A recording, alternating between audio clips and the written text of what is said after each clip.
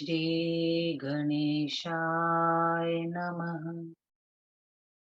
अतः तृतीयस्कन्धे पञ्चविंशोऽध्यायः। व्यास उवाच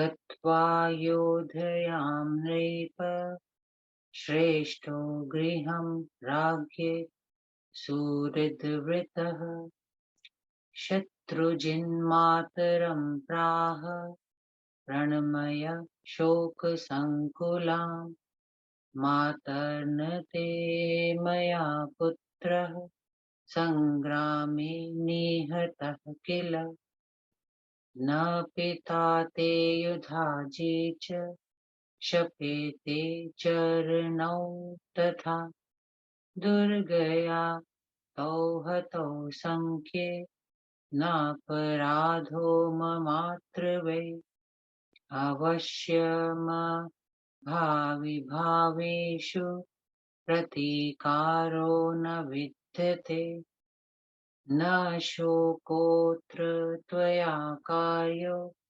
मृतपुत्रस्य मानिनि स्वकर्मवशगो जीवो भुङ्क्ते भोगान् सुखान् दासोऽस्मि तव भो मातर् यथा मम मनोरमा तथा त्वमपि धर्मज्ञे न भेदोऽस्ति मनागपि अवश्यमेव भोक्तव्यं कृतं कर्म शुभाशुभम् तस्मान्न शोचितव्यं ते सुखे दुःखे कदाचन दुःखे दुःखादिकान् पश्येत् सुखे पश्येत् सुखादिकम् आत्मानं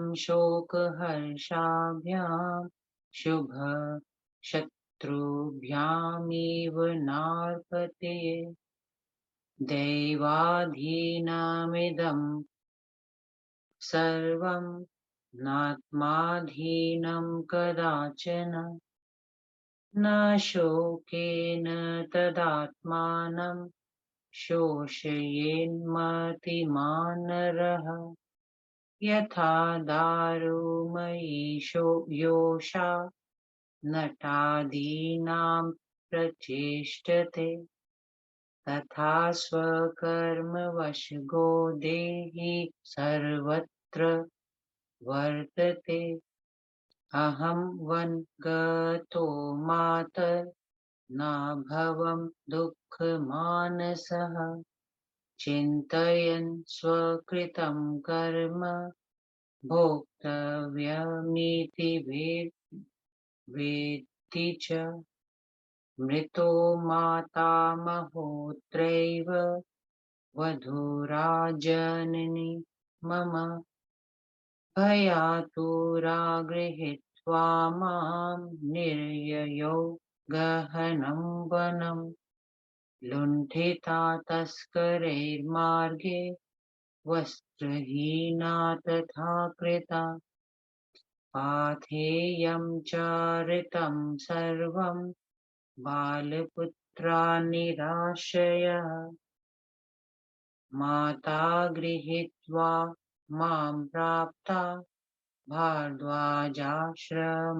प्रति वित्तलोऽयं समायातस्तथा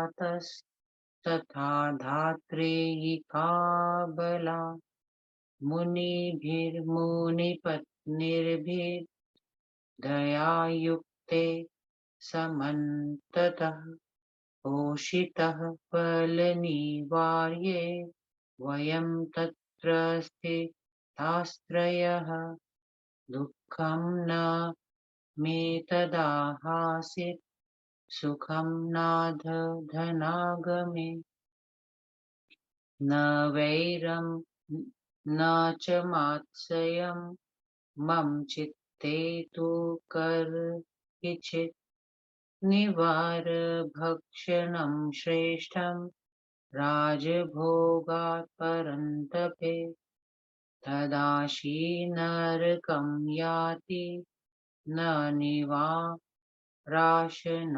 कच्चित् धर्मस्याचरणं कार्यं पुरुषेण विजानता सञ्जित्येन्द्रियवर्गं वै यथा न नरकं व्रजे मानुष्यं दुर्लभं मातः खण्डेऽस्मिन् भारते शुभे आहारादिसुखं नूनं भवेत् सर्वासु योनिषु प्राप्य तं मानुषं देहं कर्तव्यं धर्मसाधनं स्वर्गमोक्षप्रदं नृणां दुर्लभं चानय योनिषु व्यास उवाच इत्युक्ता सा तदा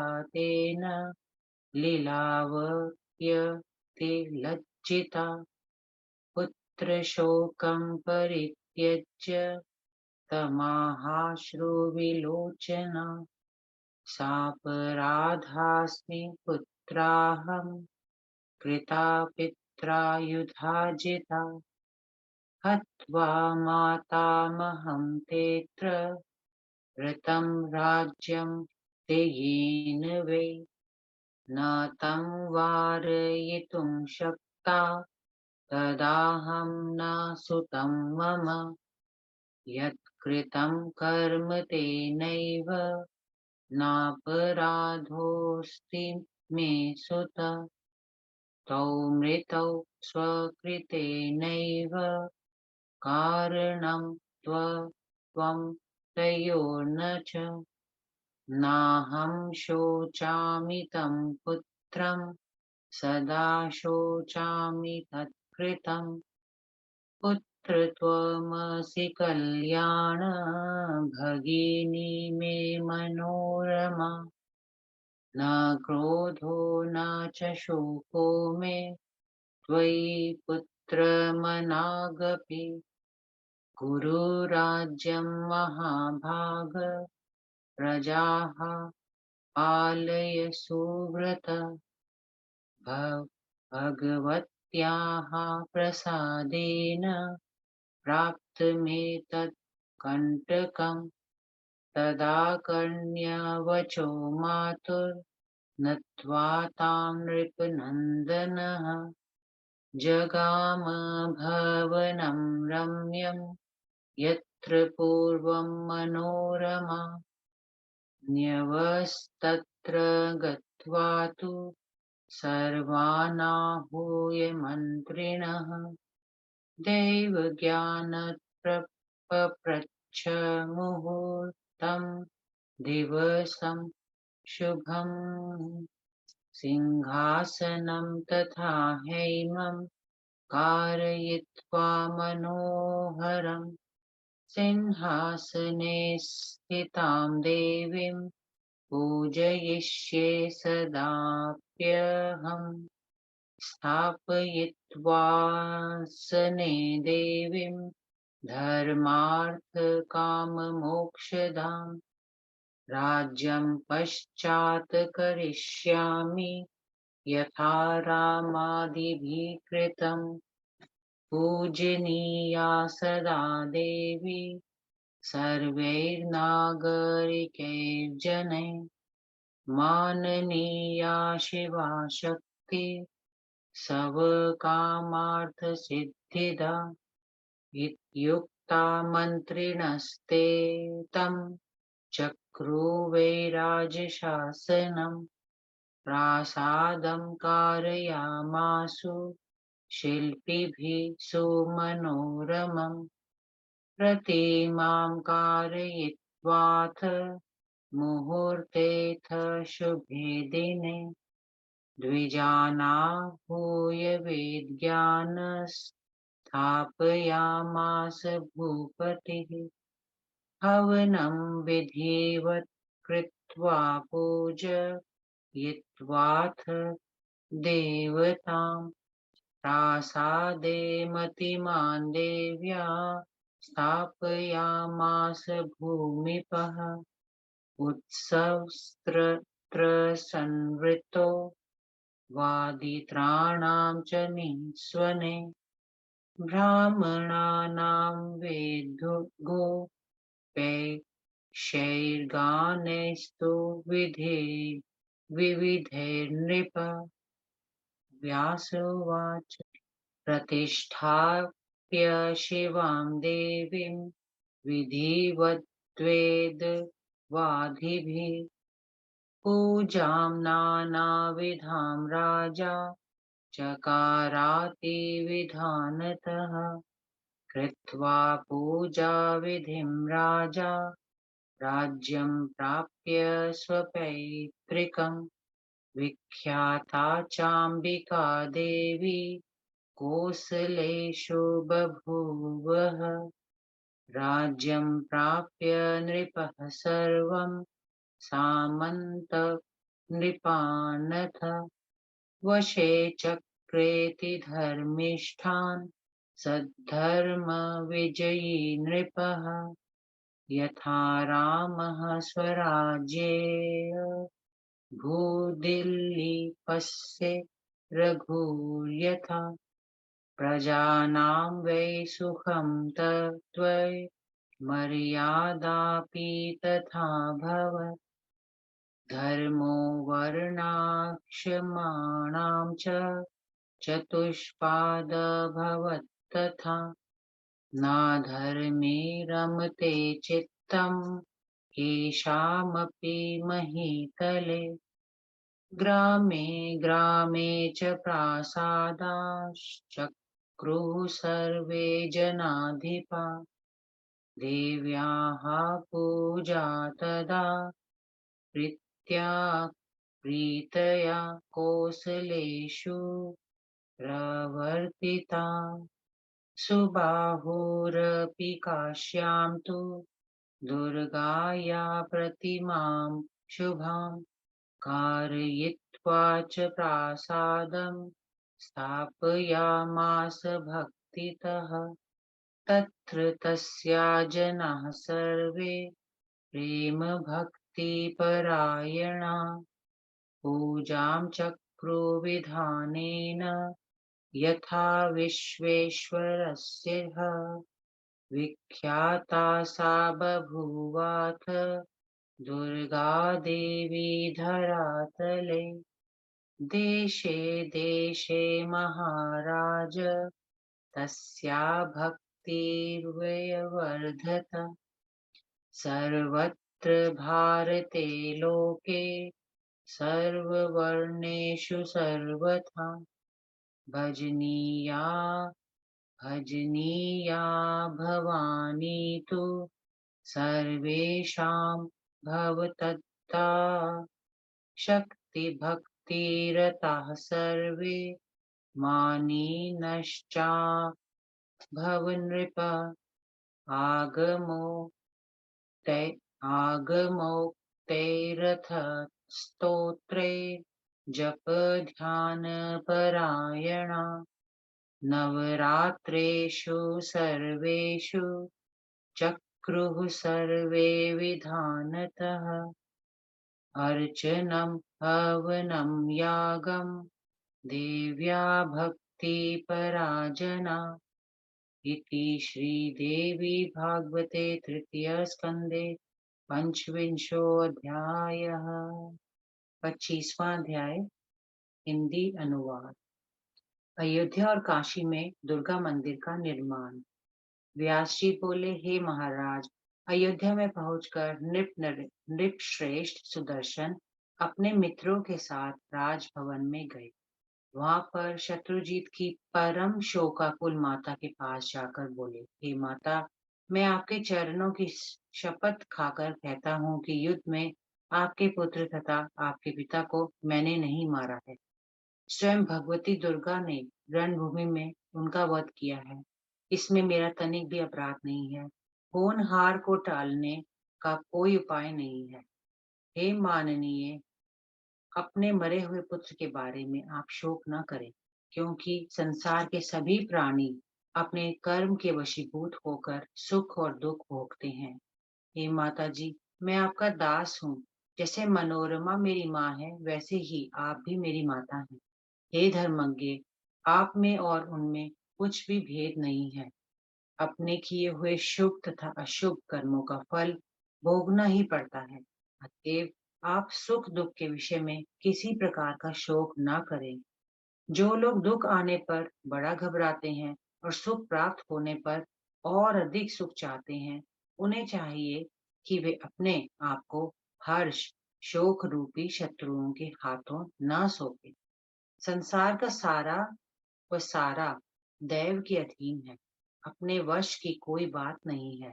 एक बुद्धिमान मनुष्य व्यर्थ शोक करके अपनी आत्मा को ना सुखाए।